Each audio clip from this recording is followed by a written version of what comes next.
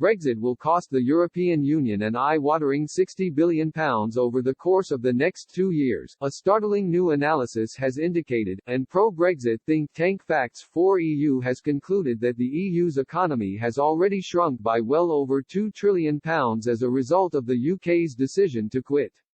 Former Brexit party MEP bin Habib has hailed the research as proof that Project Fear doubters had been wrong all along. Facts4EU's experts examined the European Commission's European Economic Forecast, published earlier this month.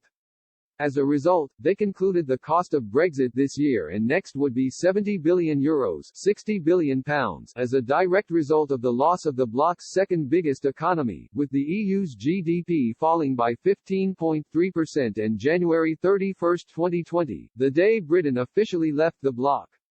Separately, figures for 2019 published by Eurostat, the bloc's official statistics agency, suggest EU GDP including the UK just under €16.5 trillion, but dropped to less than €14 trillion without it. Mr. Habib told Express, Remainers in the United Kingdom perpetrated Project Fear during our negotiations with the EU.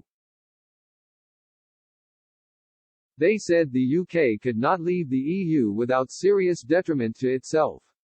They weakened our negotiating position tremendously. The truth was always the inverse. It is the EU that needs us and our markets. Mr. Habib added, this work undertaken by Facts4EU.org reveals clearly the damage done to the EU's economy by the UK departing their failing project. We should have marshaled this negotiating strength and driven a tougher bargain for ourselves. In any event, it is good to see yet another leg of Project Fear dismantled. The figures also underlined the wisdom of severing ties with Brussels, Mr. Habib said. He explained, the EU's economy is forecast to become as ever smaller part of global GDP. Growth is not in the EU, it is elsewhere. And that is where we should trade. Former UKIP MEP David Campbell-Bannerman added, the EU has lost its biggest single export market as a member, 15% of all its former GDP. No wonder it is feeling these effects. Instead of trying to make life difficult for the UK for leaving, the EU needs to be far more cooperative and helpful, for its own sake.